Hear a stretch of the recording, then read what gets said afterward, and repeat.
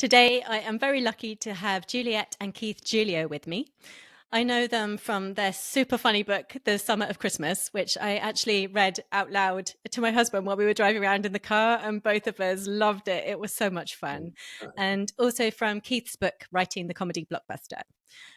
We'll dive into both of those shortly, but before we do, Keith and Juliet, is there anything else that people should know about you and your connections to creating comedy? Oh wow. Uh, We love to write movies, and yeah, we've written a lot of comedies. Most recently, a lot of Christmas movies, which are very funny because Christmas is a funny time of year. yeah, but if you want to make people laugh, tell them you're writing with your spouse. And, I There's remember, usually a long I pause, and then remember they I laugh. said that to somebody, and someone said, O.J. Simpson's working on a screenplay with his wife. Too soon. Wow. Yes. Too soon. Yeah.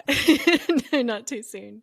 And I am going to ask you all about the co-writing process. 'Cause it's super fascinating to me. But just so people can get a little bit of a sense of your work, I'd love to know for The Summer of Christmas, your novel, which I read and thoroughly enjoyed. How did you kind of clarify that central concept? I know people often ask, where do you get your ideas from? But for me, it just struck me that it was such a strong concept. There was so much play in it that I thought, oh my goodness, like if I saw that concept, I would want to write it. Even Mhm. though Mhm. rom-coms are not my genre. So what was your process like to make that central concept so strong? And maybe you Well, could tell us a little bit about the concept as well for those who haven't read it. prior to writing The Summer of Christmas, which by the way was our debut novel, but prior to writing that, we had written 4 Christmas movies. Right. And so whenever we have a Christmas movie in production, we always go to the set. So the first time we went up to a set was in the middle of summer, and it was in Connecticut. And we're walking around. We got a report of a set the next day. We're just walking around Mystic, Connecticut, and suddenly we're in this little village. And why is there snow on the ground? And then we start following the snow.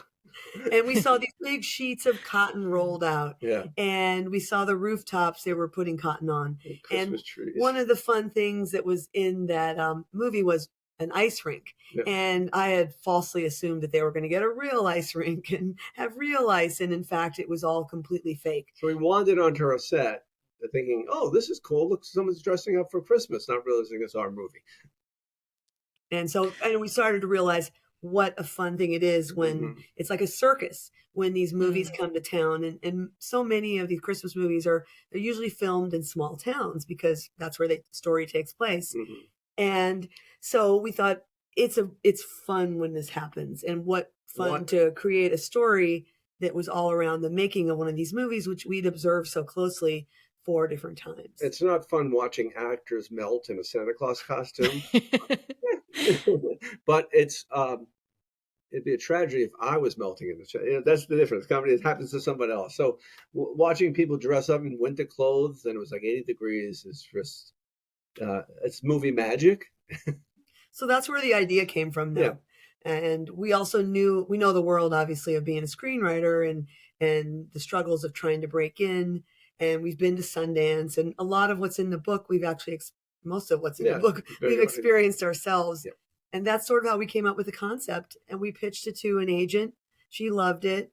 And then we pitched it to source books, and they loved the idea as well. Yeah. So we were Yeah, very I lucky. can. We got to write the book before we actually had to write. Well, we got to sell the book without having to write it. Exactly. Well, eventually we wrote it. Yeah. Yeah. Which is unusual, but that really speaks to the strength of concept. And and the juxtaposition of the summer and the Christmas and the movie set and the real. Again, it's just so fun. There's so many fun comedic games packed into that book. As I read extraordinarily well out loud, it was just a pure delight. Oh, sure. I wanted to ask you about the characters in the book too, because I think you handle a really big cast superbly.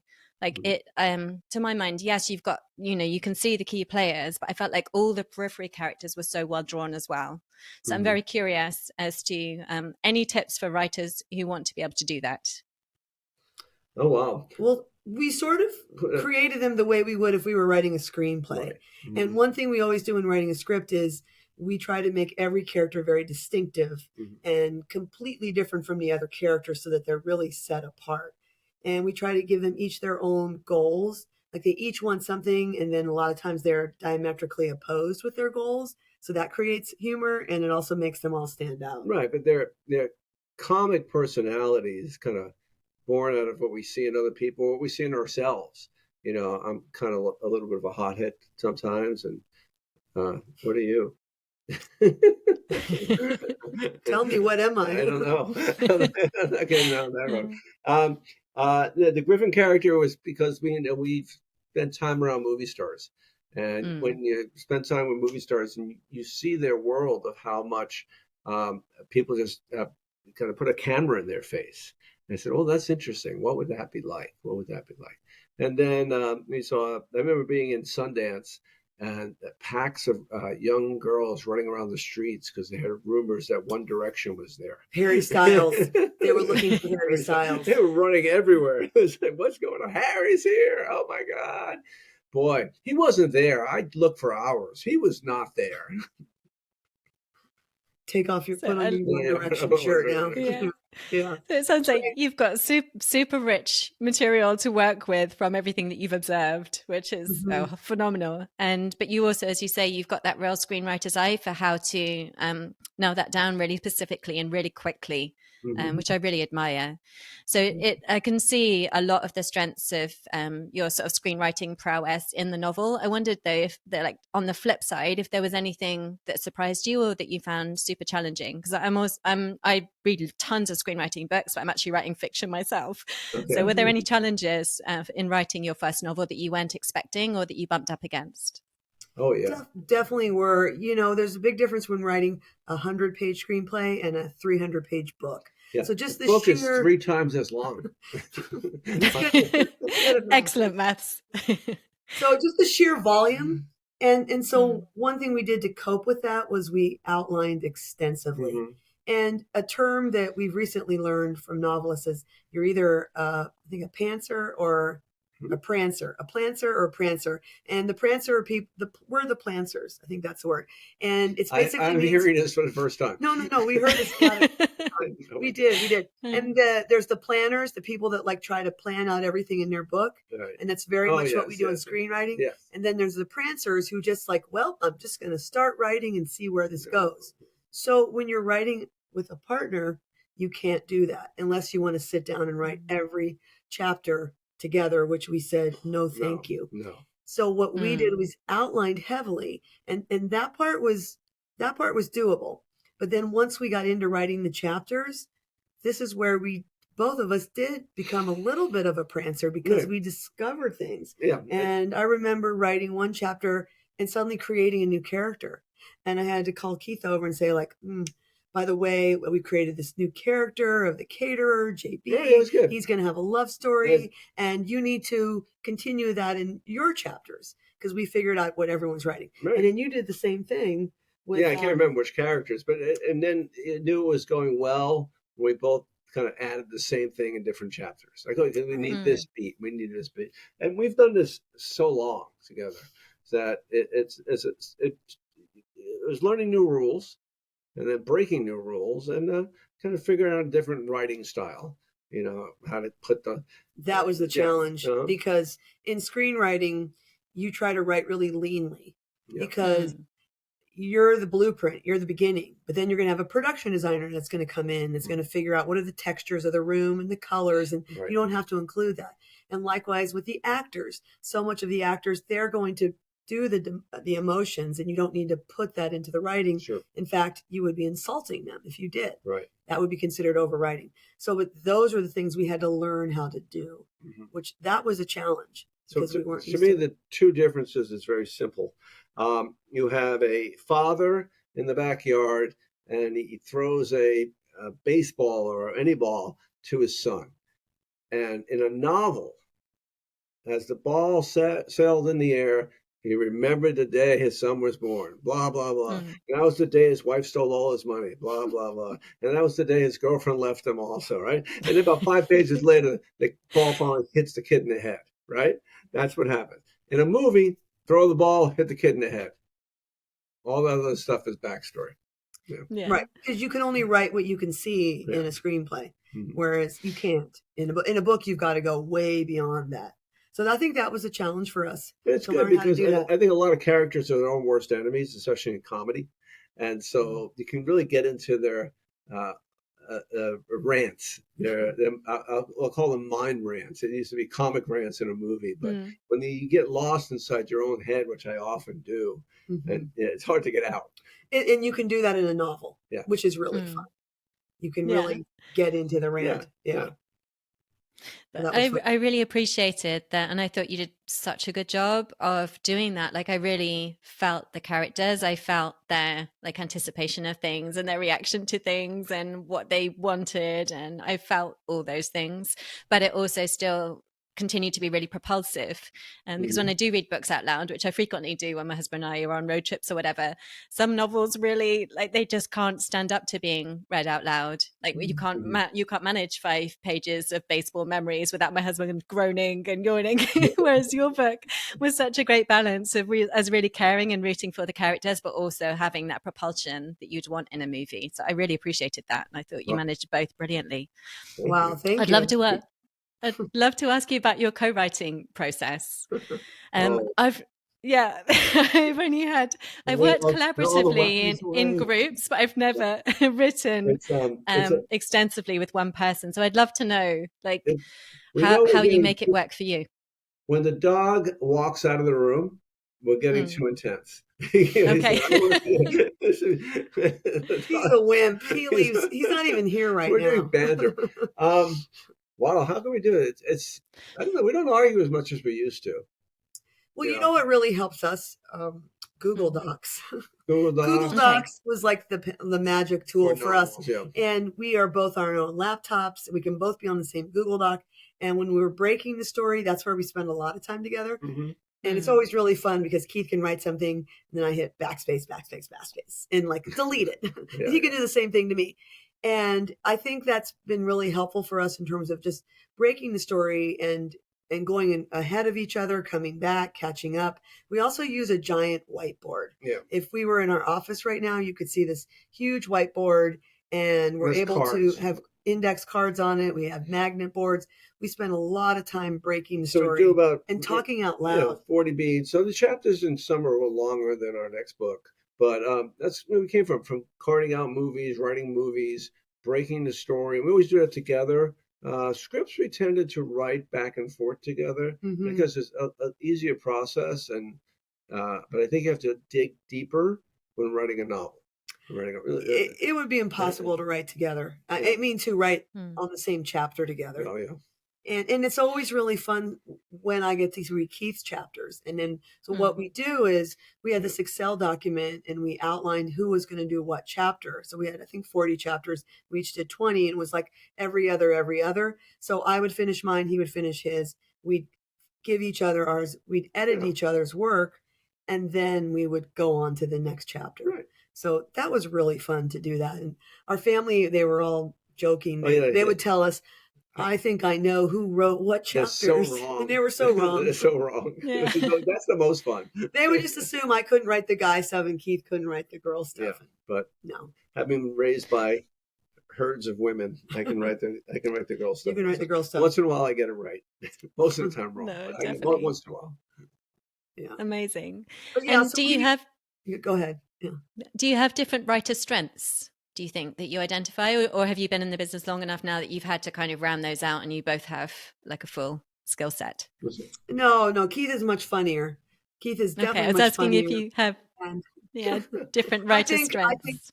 We have different strengths. So yes, I think you're much funnier strength.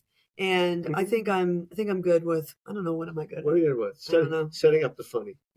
Setting him up. I'm really good at setting up a joke, and then he takes it home. And a lot of times I know I'm doing that because I know he can just slam it home, which is really great. And then none of the pressure's on to say something funny. I know. Like, and I'm much more analytical, and I like look through things the whole way through. But Keith's really good in the moment. I just have a weird sense of how the world works. And I've tried to write other things. I've tried to write other genres, and what a mess that turns out to be. It's really bad.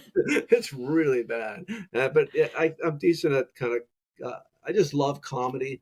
I love comedy movies. So just have this kind of, not Rolodex, internet as base in my head. It's like, okay, oh, that's funny. That's funny.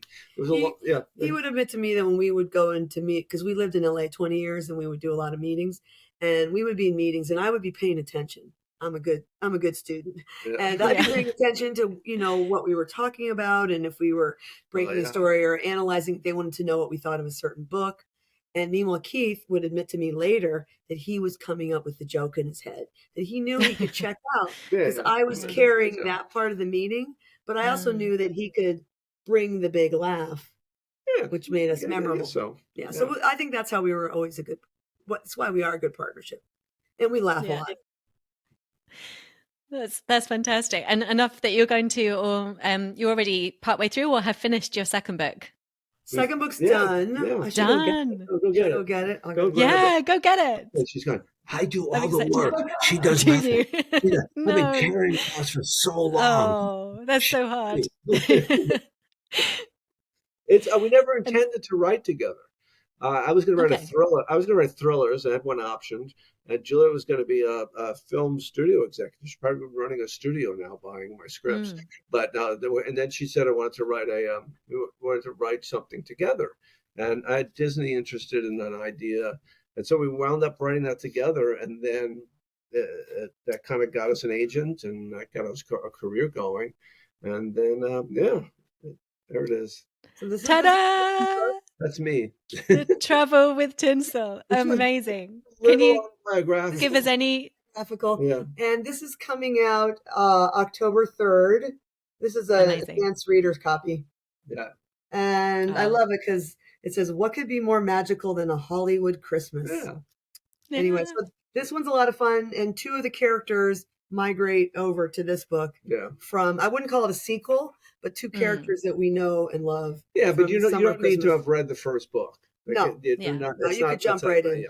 It's just we got If lazy. you have- we got lazy, didn't want to invent another character, Yeah. so we just borrowed one from ourselves. But the main characters, The main characters are new and kind of us. It's kind of based on a screenwriting team that broke apart and now have to come back together. Yeah. And at one time, after our second daughter was born, we decided to stop writing together. And It got to be a lot. we were at to have home two with the kids, and and so I took an office Yeah. outside the house. I wound up producing a movie called Cinderella Story with Hilary Duff in that time, and life was good. And then I had a meeting with Sylvester Stallone, talking about this big dramatic boot camp idea. Again, I'm not good at writing that stuff, and he must have sensed that. He goes, "Well, I know you.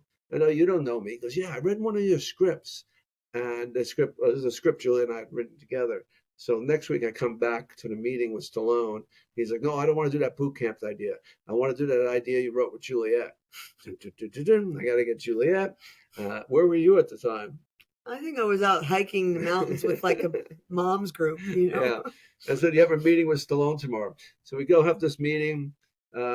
He loves the project, but he gets some other job instead. So that never happens. But like most things in my life, when I'm in a room alone, I'm okay. When I'm with Juliet, people like us a lot better. And the studio offered us a 2-picture deal from that. So I was pulled back in. yeah. Yeah. So this sounds story like is about Loosely based. There are some things that are loosely based on Yeah. us, which is a lot of fun. Yeah. And I think we had the hang of writing a novel too yeah. by the time we did this one. Yeah. Yeah. And was there anything different from a cross perspective or that you'd gained from doing the first book that made it easier? Or was there anything that just made it trickier? Because sometimes people talk about the second pressure, like the pressure of a second novel. How did you find the process? Well, we were writing the second book before the first one had even come out. Right. So, okay. so we didn't have to think about, what people thought about it. We were just writing along and very happy about that. So I think it was easier to write the second one. But then we did a bigger rewrite on it, and we really tried to put in all the extra feelings that you have in books and more of the colors and the nuance. So I think that's we like to think like with parenting, we got better each year. Yeah. The first 5 years, what a mess. But they seem to have recovered. Yeah, they won't remember. It's all good. Yeah, they'll remember it. Yeah. So No, I love that. And would you like when you're writing it, do you have in mind then turning it into a movie, or are you just purely thinking of it as a book? And like, for example, did you end up casting it in your head with who you'd like to play Well, it? we had an And idea of turning Summer of Christmas into a movie, but then Yeah. when no one wanted to at the moment, we just took it as a book. Yeah.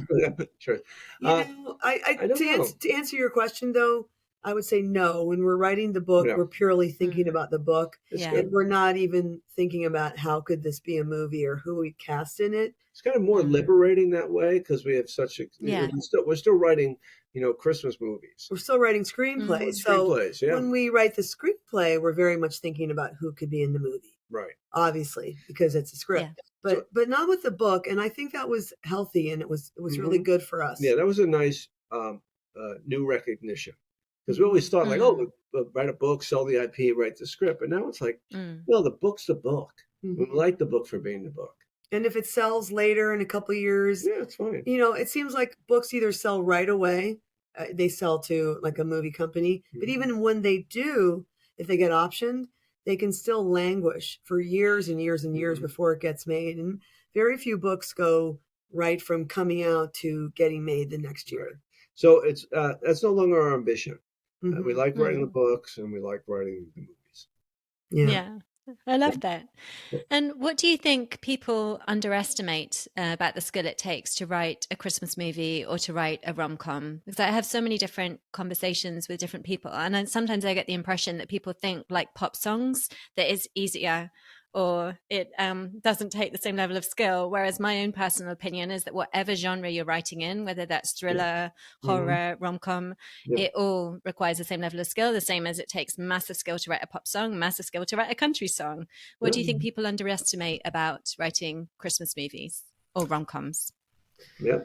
I think everyone, because they can be kind of fun and light, people assume that they're hard to write. But there's a lot of skill to it, and there's a lot of layering, and you've got to set your characters up. You've got to have plans and payoffs. Yeah. I think it's just as hard. In some ways, it's harder to write a Christmas movie because there are already so many cliches and tropes. And how do you push beyond that? How do you make it fresh?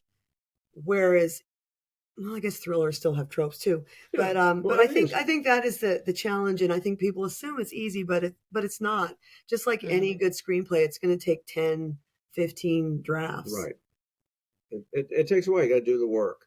And then you have your our role models, like we were writing movies, Nora Ephron and James Brooks. And for novels, I've been a Nick Hornby fan since I read my first Nick Hornby novel. So I love Hornby, and I love Tom Perrotta, and I love Jonathan Trooper. Yeah. He's bringing up a good point, though. Whatever you're writing, you need to read a lot of that genre. So when we're writing screenplays, especially when we were breaking in, and this was pre-internet, we would go to the library and we would just read screenplays. Not just the library, the Margaret Herrick Library in Beverly Hills, which has all drafts of all screenplays. It's really fascinating. Hard copies. And we always tell students, if nothing's going in, nothing's coming out. And ever since we started writing novels, we started reading a lot in the genre in which we're writing. And that's become very, very helpful. Yeah, trying to figure out how it works. And if I could recommend to anyone how to become a better writer, I would say to listen to books like what you're doing. Because I think when you listen to the book, the audio books, you can hear it. And you hear the cadences and you can't rush it. You can't jump ahead. You're forced to listen to every word. And you start to understand what it is you need to do in terms of how to put words to paper. And I think that's helped a lot. But definitely with screenplays, I tell students, and I used to do this, I would read 10 pages of a screenplay each day before I would sit down to write, because it gets you in the proper headspace. Writing a screenplay is very different from writing a novel. And so that's important to do. And most people have read novels, but they haven't read screenplays. Right. It's not the form. It's like reading the back of the book and not reading the book. And now we're both reading a lot of books, or I'm listening to them. Yeah, I love that. And I love actually in writing the Comedy Blockbuster that the first section takes us through kind of that history of Yeah. comedy with loads of film recommendations Oh, to I appreciate watch, that. Yeah. I'm always which I fascinated found with, extremely helpful because I haven't been lucky enough to like study your courses with you and have that kind of education. So it was really great for me to go on that tour and have right. this kind. There were so many movies that I hadn't seen because Got like it. you kind of watch the movies in the era you grew up with, or I watch, you know, the things that are streaming now that I really enjoy, but for giving me that kind of overview of where things came from and how the decades worked and what things linked to, that was super helpful too. So I I highly think comedy is recommend always checking that so out. reflective of the zeitgeist of what's going on. Yeah. I But don't think I realized that quite so much until I read those chapters actually. And looking back, I was like, that makes so much sense why those were the kind of comedies in the 80s, the 90s. I didn't mm, think I'd quite put it together until I read your book that way. no, for sure. Yeah, my parents got married and went to a movie. They love movies. And so they went to Lovers of Many Splendid Thing. And so growing up, that was it. That was our church. Movies. Like, oh, it's playing. And I remember seeing everything. It was like, but the comedies, I always loved the comedies. I remember, what was it? Neil Simon's Goodbye Girl. That was one of my favorite Mm, movies of all time. And it's kind of like, oh, I like that. Yeah, I like that. I like that kind of tone. I don't know. The world's a sad place sometimes. If I can help mm, make people smile for 5 minutes, like the one joke, I'll be happy. Hmm. Yeah. That's how we feel about writing the Christmas movies, because Christmas is mm, a stressful time of year, or I should mm. just say the whole holiday Yeah. season. And these movies help to lighten people's loads, which is a Mm. really nice thing. Mm. It is. Oh, I feel all happy inside at the same time thinking about that kind of feeling. It's lovely, and I think it takes a lot of skill to be able to kind of generate those feelings. And I think it's such a gift to give to audiences. Like you say, I hadn't put it together with how stressful Christmas can be and what a pleasure it Mm. is. And sometimes that's the movie that brings people together to watch together, as whatever combination of family there might be. So I really love that. I wanted to ask a couple of things from the book, Keith, but that I'm sure, Juliet, you've also incorporated into the way that you approach the writing as well, which is the inappropriate goal, Yeah. which I just think is such a great shorthand. And It's, I it's, found it it's, so helpful, no matter what I'm writing in comedy, to think about that. So I wondered if you wouldn't mind letting us into that concept a little bit. yeah, no, I remember when I was teaching a lot of comedy and comedy writing in LA, I just kind of came up with like everything. I just said one day, you start thinking about every comedy has some inappropriate goal. Getting drunk to get girls, doing this, doing that. It's just renting out Billy Wilder's the apartment. Jack Lemmon renting out the apartment so he can get ahead. It's just wrong. It's an inappropriate goal, and this kind of always made me laugh. And look, and then I studied a lot of writing. I said big Neil Simon fan, reading about that, but just studying other books on comedy, the comic toolbox and stuff like that. But the inappropriate goal always seemed to kind of just stick in my mind because characters go on journeys, and so it's the Mm. comedic hero's journey, and it's just that we shouldn't be going for this. Yeah, And what I remember when you were working on the book, you were pointing out that it always seemed to happen in R-rated comedies. it Because, happens all over, but yeah, yeah, well, mostly R-rated comedies, but it R-rated. does happen. I'm trying to think about I recent know, I'm comedy. trying to think of a PG. No, what's it? The Daddy's Home, Mark Wahlberg and Will Ferrell, Mm. like two guys fighting over a shared custody, whatever they're doing. Who can be a better parent? That's just silly. Yeah, but it's funny, and Mhm. funny's money. Yeah. Yeah. But I think it's a great way of putting your finger on something that is specific to comedy, Hmm. and how it differentiates it. Because again, there's some really fantastic screenplay books out there, but I think a lot are written with quite a strong drama focus. So when they talk about stakes and talk about the goal, often it is like the primal goal of life and death or this and that. Whereas actually, Right, like in comedy, that's not that. If you raise the stakes too high in certain areas, it stops being funny. So I love the yeah, sense of like what is inappropriate. So I think you put your finger on something really smart there. I yeah, find it really helpful. yeah. You just have to make sure that it's hard. You're absolutely right because the stakes aren't as high. It's Mm, no bombs going off, no buildings, mm, no terror. But for the people involved, it's mm, the most important moment of their life. Right. exactly. And a lot of things we tried together, like what's relatable, what has everyone been through? And one of our most successful scripts, which never got made, was about a guy who got jilted at the altar. And it's called Beer Boy, and he just went out for revenge. And at the end, it doesn't work. You can't be angry. You have to let it go, and that was the whole point of that. So we try to have a little kind of message in there in that sense. Which is why wedding movies work so well, as you were saying, relatable. Yeah.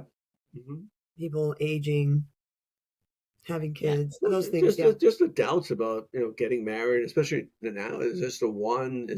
Should I do this? Remember, starter marriages were big. Those were big for a while. The 2000s.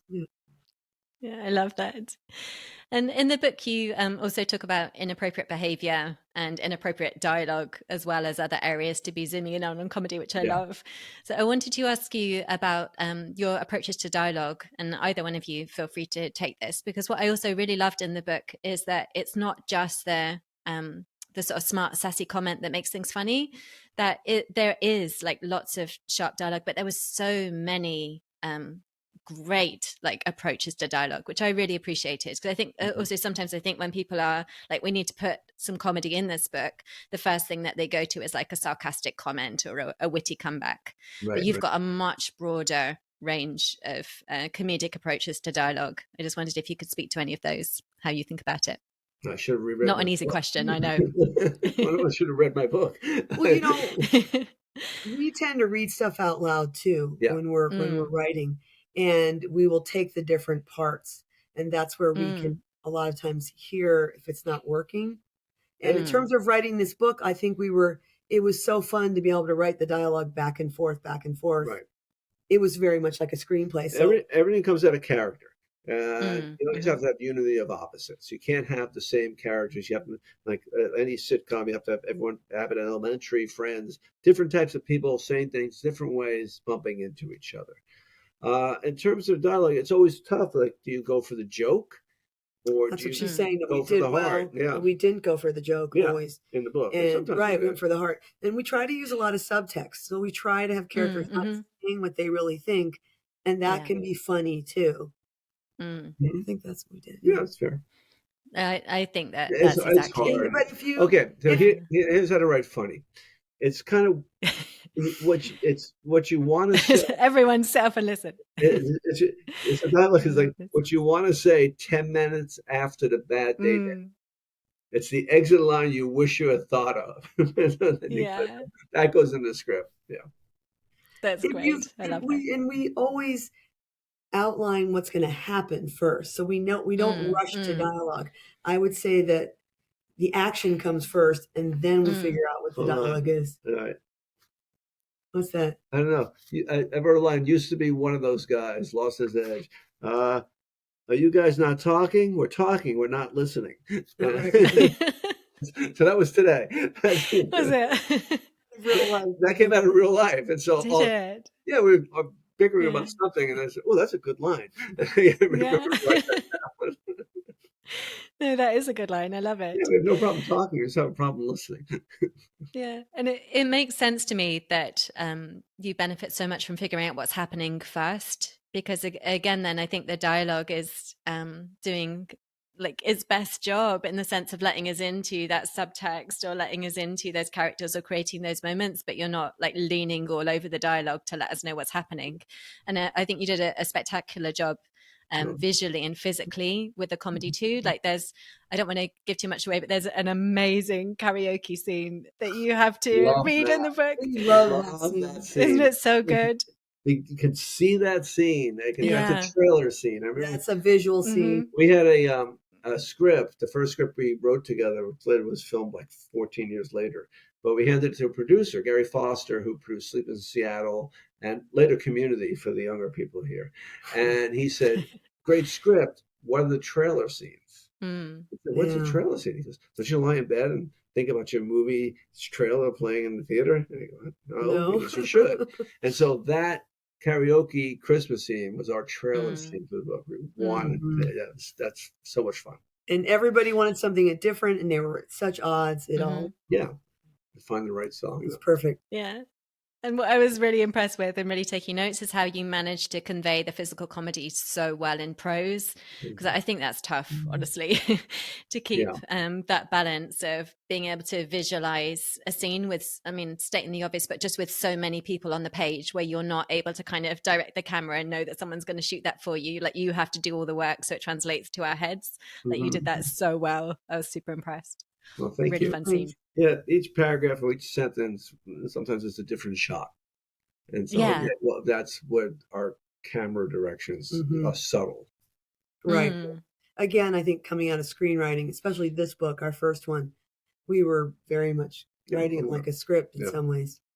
And especially one thing we like to do at the end of each chapter too, was we would have like, not a cliffhanger, but like a little a button, or a little like twist. Where's it going next?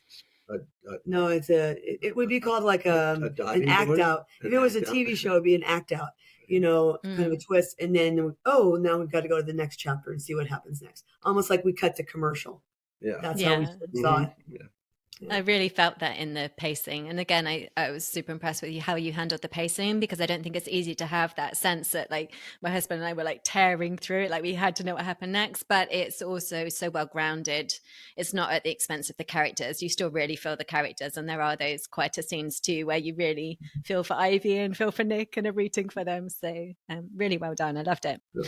So I just got a couple more questions before we wrap up. So I got to hear a few sneak peeks from Keith earlier about kinds of things that you're enjoying reading and watching. Juliet, what are you enjoying at the moment comedically, reading or watching? Thank you so much for asking. I've been reading a lot of romance. Jasmine Guillory, love her books. I'm also reading, I'm reading any kind of romance I can get my hands on, because I'm fascinated to see how the story plays out without getting to what they call spicy. I'm not going to go there, but I'm really curious to see how people get the feelings across, and like the, all the descriptions of exactly what's going on in their heads and things like that. So what have I listened to? Oh, but then also I'm reading some dark stuff too. I just read Dear Edward, which is about the boy who survived a plane crash alone. And so sometimes I like to take my foot off the pedal and not always read in the genre in which I'm writing, but something completely different. Right. So just read that. I'm trying to think what great. Oh, just read The Latecomer by Jean Half Correlets, which is more of a drama, but very character based. And she is brilliant at weaving together all these different characters. And one thing that she does so well is having this big surprise at the end. And I think that's something that is always a challenge when you're writing comedy, because people assume that they're going to get together in the end. You assume the problem is going to be solved. But how do you add that extra punch, that extra zinger and twist at the ending, where people will think, oh my God, I didn't see that coming. And so I've been reading books that do that well to sort of help me think about it. And the thing I love about reading books is, as I'm reading them, I'm always thinking, or listening to them, I should say, I'm always thinking about like, oh, how is that going to help me with my current book that I'm working on now?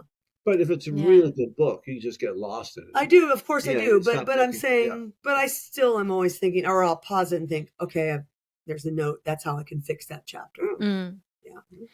I love that. And I would say the same of The Summer of Christmas as well, is because I think some people enjoy rom-coms for the kind of safety of knowing that, of course, it's that couple and they're going to get together. But there were so many points in your book, actually, where we paused it and my husband and I were discussing it and be like, is it going to turn out like this? Is it going to turn like this? And I had a secret theory that I didn't share with him. So to the point being that actually right up until the end, there was still lots of tension and like how you twisted the end too. Like it really kept my attention, more than just like the comfort of knowing that they will get together. Who knows if they get together? I'm not going to spoil it for readers. You'll have to read and find out yourself. That's right. So, yes, definitely. I'd love to. We tried to make Drew really viable, right? The other man, and he was the Bellamy character. Bellamy, he's very viable guy. So and Griffin for a while as well. I was like, okay, in this, so that would have been a good twist. That just we're writing that scene like, well, that makes sense. That works for us. Yeah. And the last thing I'm about to say about that as well is I was chatting to my husband as I was reading it, is that I really loved that all the characters were really three-dimensional, because yes, like we've got the main characters, but there was humanity in all of them. So I thought it was great. I didn't feel like anyone was dismissed as, oh, they're just the, you know, the guy who they're just that. Like, actually, with all of the characters, there was something in all of them that made me kind of root for them too. So even if it has switched a different way, that's why I couldn't write them off, because I was like, but they're not all bad, they've got this, maybe this. So I thought in making them really three-dimensional, you make everyone really viable in terms of different relationships that could happen. Whereas sometimes when it's drawn so broadly, we don't get that, because we're like, oh no, it's obvious, she can't see it yet, or he can't see it yet, but we all know. I didn't have that sense. I felt everyone was real, like there was humanity to everybody, which I loved. Oh, that's great. Thank you. Great. Thank you. Thank we you. love it that it's in a movies shoots are a compressed set of time. It's not like a TV show everyone meets each week. This is like 25 days. Everyone becomes a family. Relationships happen, and everything blows up. And then it's over. Yeah. So we love that. And we've done a lot of meetings with different book groups, and I want to say book talks and things. And everyone seems to like different characters. It's not like everyone loves the main character. Some people really like the second chance romance characters. I love movies. I love movies and love books about movies. Just love movies. I can tell, and that comes through in such a lovely way, which I really admire. So I'd love to just wrap up with advice, whether there's any advice that you've been given at any point that you found helpful, or find yourself coming back to and applying. Read books or screenplays, watch, and write. Every day, even when you don't want to, because that's the difference, I think. Yeah, you sit down, you don't want to sit down, and this is awful, and that was, and then something sparks, and suddenly it's a good day. And my advice would be that rewriting is writing. Writing is rewriting. And that's very true in screenwriting, but it's also true in any kind of novel writing. And I think sometimes people put pressure on themselves to create perfection when they first start to, type fade in or type, the beginning. Perfect. And that's not going to happen, because at the end, almost every word is going to be either rewritten or moved around, or nothing's going to stay exactly the same.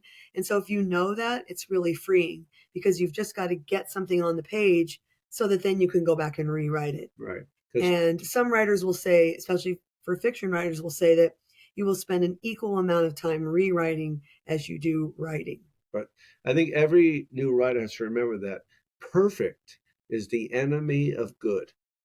You try to be perfect, you're not going to be good. And it's better to be good and get it down, get the structure, get the characters, find out. Because along the way, even though we've carved things out, it's like taking a road trip. You want to get A to B, but along the way, you're going to stop and see C, D, E, and F. Or something might be closed. And something suddenly, they don't have room at the end. Right. Or you'll learn that things don't work once you get into the story itself. But it helps the story. It's kind of fun. Yeah. That's brilliant. Yeah. The other thing. Go ahead, sorry. No, if you've got something to add, you go. Rewriting. No, I was just trying to remember.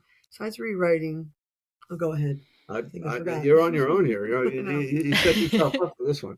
I did. No, I was thinking about the other thing besides rewriting is getting in there. Crying. Oh, I know what it is. I know what it is. Drinking and crying. No, I got it. Keith, I want to tag team to what Keith was saying about make sure that you write every day. But to that end, we have a really good trick that we've learned from other writers, which is that sit down and write for 1 hour a day. Because a lot of times writers think, well, I don't have 8 hours. I don't have 4 hours. I won't do it today. I can't. But if you think about it in terms of small compartments, like if you do a half hour a day, I think 1 hour is a great amount. And you sit down and you set a timer for yourself. You clear your slate. You don't check your email. You don't get a snack. You get yourself all set up. If you write for 1 hour, and then when the hour's done, you'll have something. And maybe the first 10 minutes of the hour are just crap. You don't care, remember, because you're going to rewrite it anyway. And I think if you do that, you get 1 hour every day. you will have a book. People say you can write a book in a year if you just sit down and write every day. Yeah. No, And a screenplay you can do it in 6 months. Well, we card it. We usually card everything out, and it used to be, card a day, and then you can go play. Right. There's that card. But the truth is, once you've written for an hour, a lot of times you want to keep writing, because then the hardest part was to get there, and now you're in it, and it's really fun. Right. And the other thing is, if you think you hate your first draft, you're not alone. Right? Everyone hates their first draft. Everyone, why am I doing this? And then it's something, okay, maybe I like this, and then you start, getting into it a little more. But in the beginning, it's just like you got to get past that stage. Wonderful. Thank you. That's really helpful, sage advice from two total pros. So I really appreciate it. So finally, where can, for those who aren't watching the video, Keith's looking behind him. Where's the dog? Oh, yeah, maybe. He's okay. If people want to find out more about you and your work, where should we point them to? And I will also put these links in the show notes. We'd love to have you go to our website, yes, which is our initials and our last name, jkgiglio.com. Yep. Or if you want to actually reach out to us and chat with us, you could message me on Instagram. Right. And my message is at Juliet A. Giglio.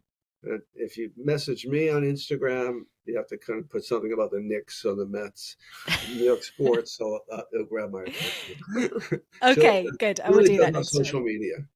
I would misspell everything. It would be really bad.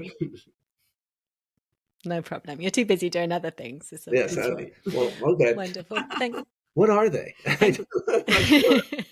Danielle, your questions have been wonderful. Thank you. So insightful. You're so welcome. And we so appreciate that you read the book and that you enjoyed it. Yeah. I did. Go read it, everybody. I'll also definitely pre-order this book now. To pre-order, Juliet's holding up The Trouble with Tinsel in the shot, which is a great title. I love it. And also read The Summer of Christmas, which is the one that I've read, and I'll be buying the new one when it comes out in October, which I'm thrilled about. So thank you so much. I really appreciate your time. Thank you. Good Thanks, luck Danielle. with your writing. Good luck with the show. It's great. Thank you. Thank you. Appreciate Thank you.